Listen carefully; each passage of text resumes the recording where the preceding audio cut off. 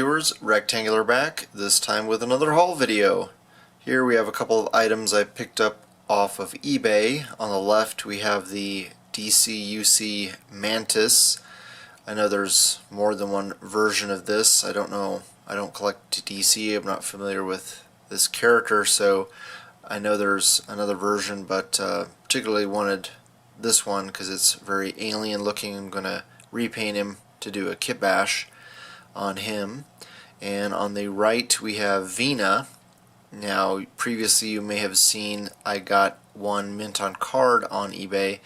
This one I picked up loose.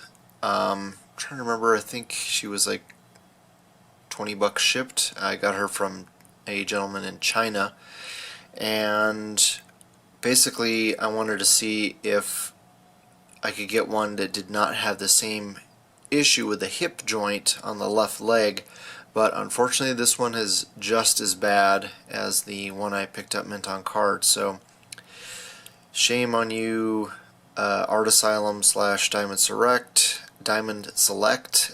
The paint in the joints is really interfering with the articulation, so not really anything I can do. And actually on this one the hair is coming down pretty far on her face, and the glue came off, so it looks like she has a beard there on the side of her face. I don't know if you can see that. The seller did disclose that up front, but hopefully I can just scrape off most of that rubber material and put some green paint on her.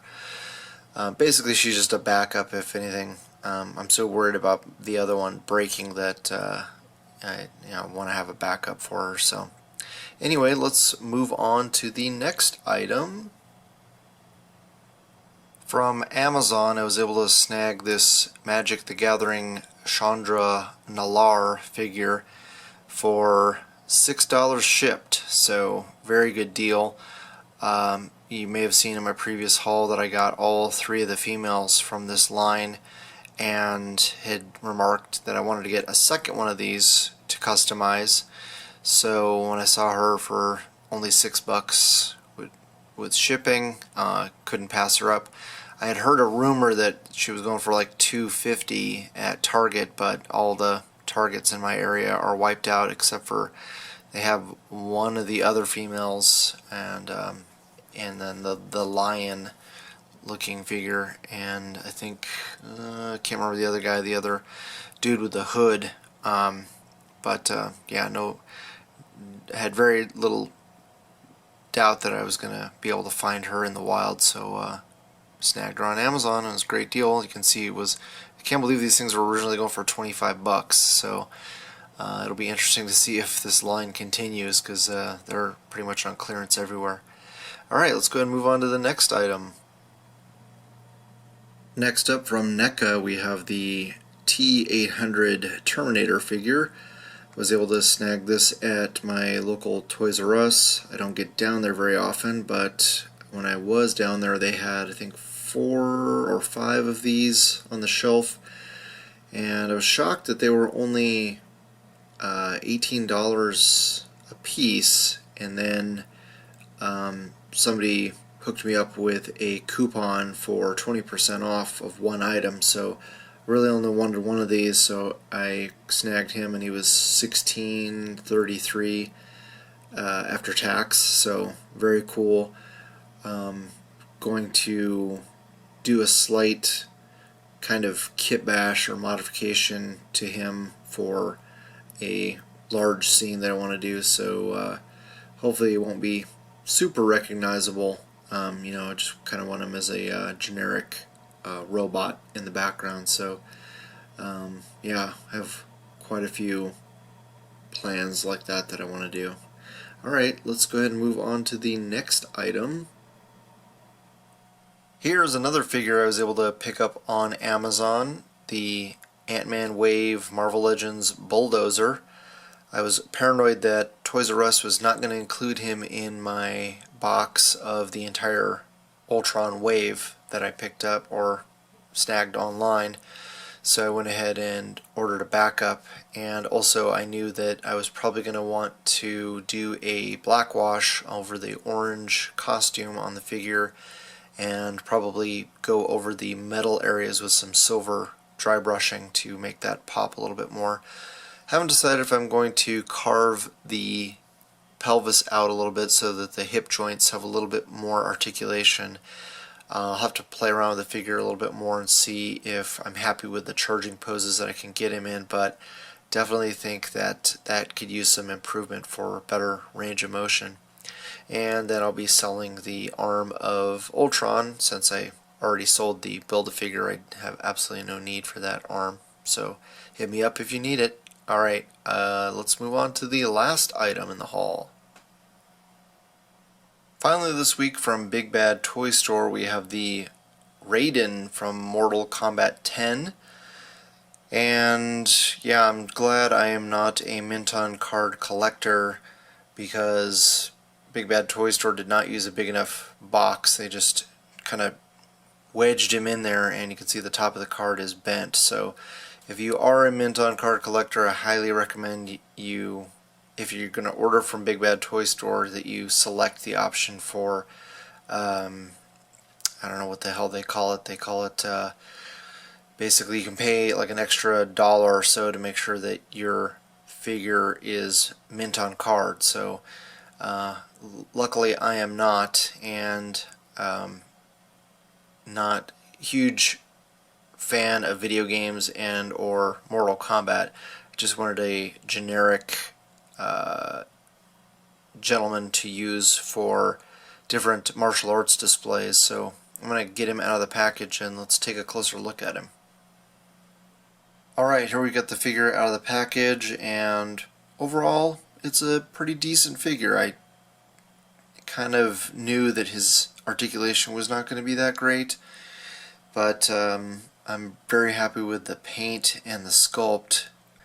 It's not the articulation is bad per se, it's that, you know, he's supposed to be a martial arts character from a video game, so you really want to be able to, you know, go crazy with articulation, but it's just not going to be there. Especially, you know, he can look up a little bit. This is probably the most you're going to be able to get him to look up. You know, you can flex his hips and get him to look up, but he cannot look down.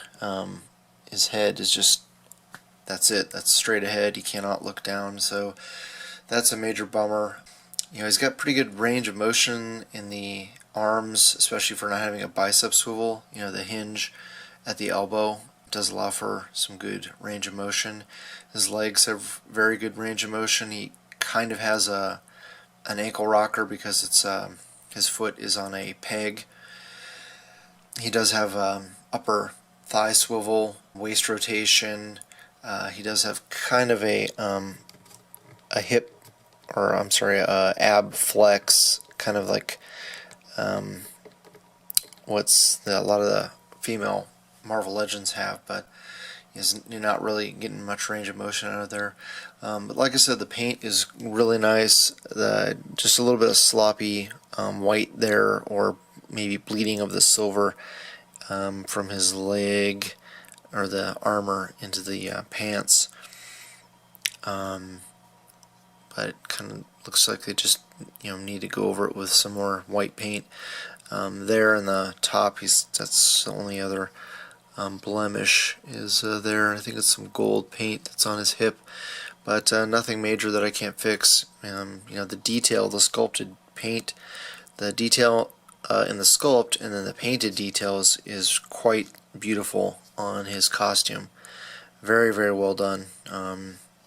You know, it's rare that you see a 6-inch scale figure with that much sculpt and paint detail. It's really, really nice. I like that quite a bit, and like the fact that his hat is removable. You know, gives me a lot of options for putting that on other figures. I haven't tried swapping out the hands. I kind of want to heat them up before I remove them, because I did see a gentleman did a review and busted the peg on one of the hands. I want to say it was with these effects hands.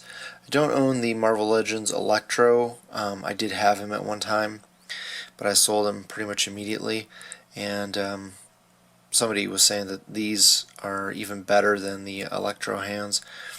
I don't have an Emperor Palpatine yet, but I'm curious if I can peg these into that figure when I do get him, and that way I can have him, electrocuting Luke with those hands, and possibly even another figure from Marvel Legends would be nice if I can get those to peg in. That would be cool.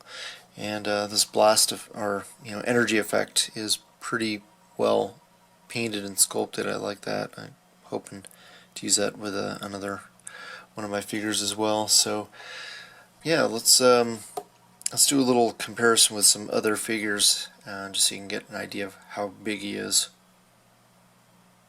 Here we have the figure next to a bunch of other martial arts experts. On the far left we've got Gen from Soda Street Fighter.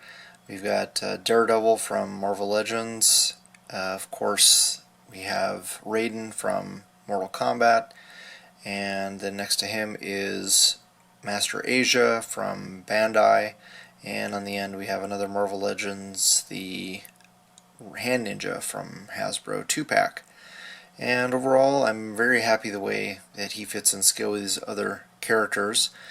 Like I said, the articulation is not perfect, but it is pretty damn articulated, and for the amount of paint and sculpt detail, I can let that slide. The only major complaint is the head.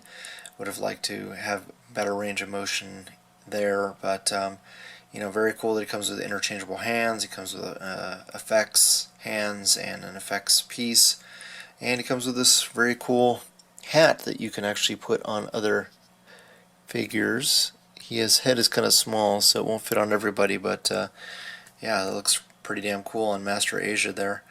So overall, I would say if you are a big fan of martial arts figures like I am, or you really love the game, he's great. If you're looking for something that's spectacular in the way of articulation, then I probably would try to find him on clearance. But you're gonna pay. I think I paid about $23 and change with shipping, so not bad.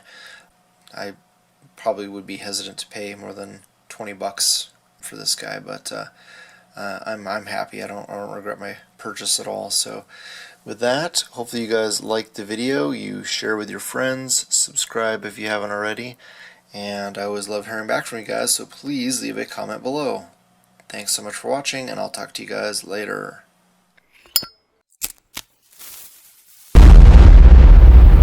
That's crispy.